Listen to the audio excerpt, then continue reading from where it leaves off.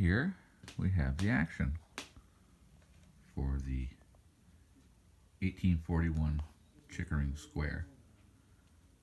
And well, for anyone familiar with piano actions, you can see that it consists of a set of keys,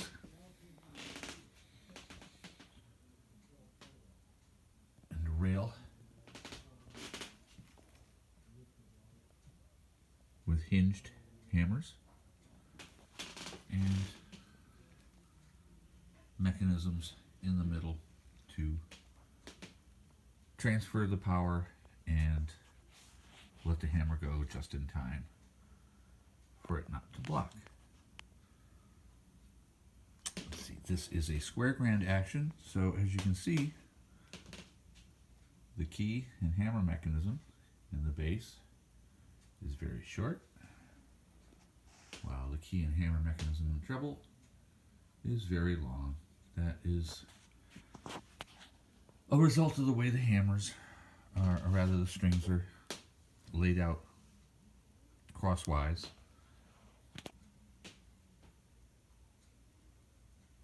The hammers are lined up to contact each string near its base.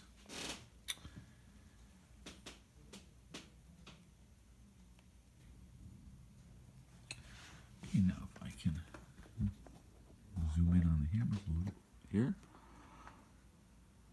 What is surprising about them is that they're not just one layer of felt or two layers of felt. What they are is multiple layers topped with leather. This was pretty common back in the 1840s, before, well, the thick, heavy density felt that we use on hammers hadn't been developed yet. So everything came in thinner sheets, so everything had to be wrapped in layers.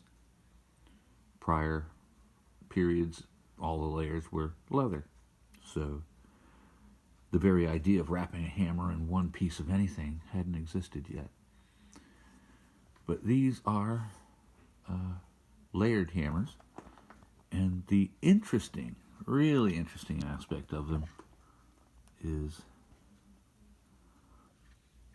right there at the tip. What that is a little bit of lead worked into the very tip of that hammer to give these hammers a little bit of impact power, because they are really quite small, and the shanks are very short, so there really isn't a lot of potential to build up massive kinetic energy. So by slipping that little bit of lead in to each hammer, they give these hammers a little bit more of a solid impact, and I would imagine give the action a bit more of a toothsome touch. Let's see now. Okay, now I'm going to take a look at the way the action works. Okay, I wanted to show you how this action works. It's a very simple action, but I wasn't able to take this plate off because it is actually glued to the case, and I don't really want to disturb that right now. So what I wanted to show you was the keys, the lower part. Basically you have your key, and mounted to it in the back is a block of wood that has a vertical back.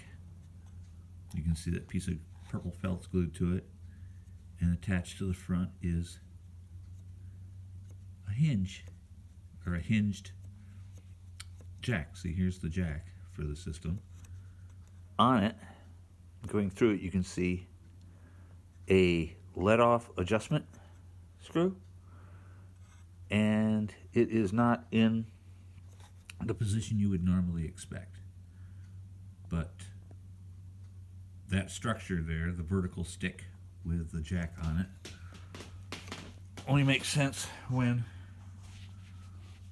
it's viewed from the side. See, there you can see the stick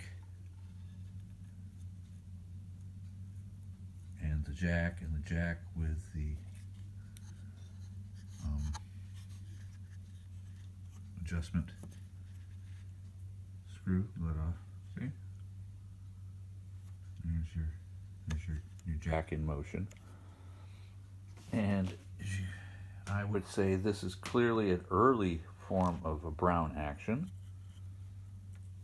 in that it has the underhammer with the jack pressing on this side of the wood and the underhammer actually pressing on the underside of the shank on the platen, such that the actual point of pivot is right up there. See how that point right in there is essentially where your knuckle is, analogous to the knuckle on a regular grand. And the way the jack and let off work is that button positions the position of the jack. And you see, as we're going through the stroke, see the jack slowly sliding out. Now, by means of that adjustment screw there, you decide where exactly in the stroke you want that to happen, and that's your let off. Now, the hinge part of it, as you can see, the hinge isn't involved in the actual movement. The hinge is part of the escapement.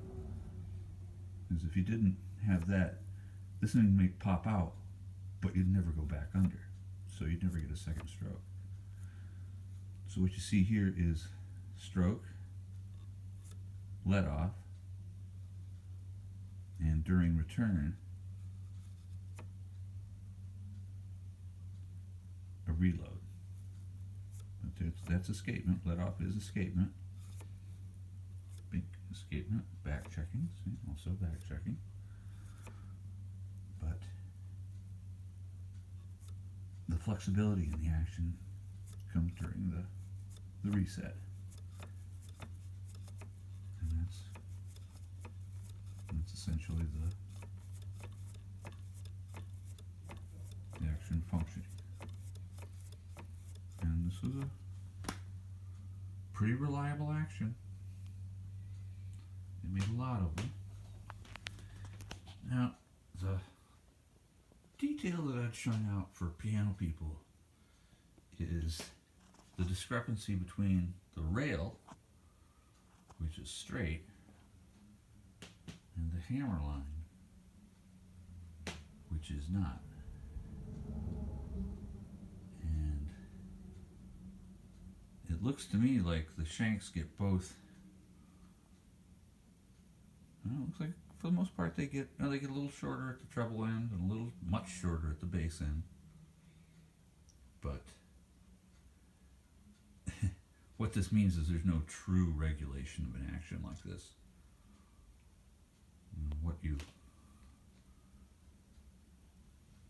Or is this a curve too?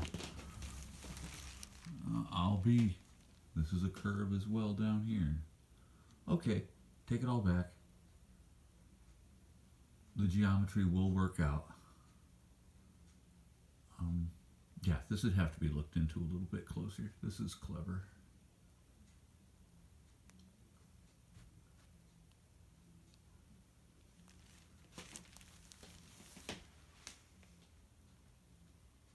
Because each one of these sticks with a shorter stick is going to require a different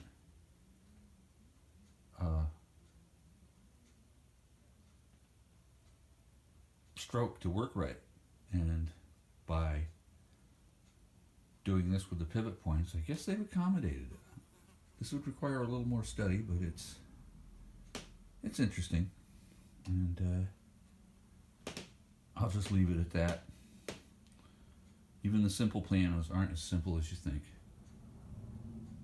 So this was the action for the 1841 Chickering Square. Thanks for watching. I'm going to put this thing back together now. Okay, now I've got underneath. Okay, now I've gotten underneath the hammer rail. See, there's the hammers over there. And now from under here, you can see the jacks. And what the system is a block of wood mounted to the key. The back goes up. You can see a piece of purple felt glued to it. And on the front of the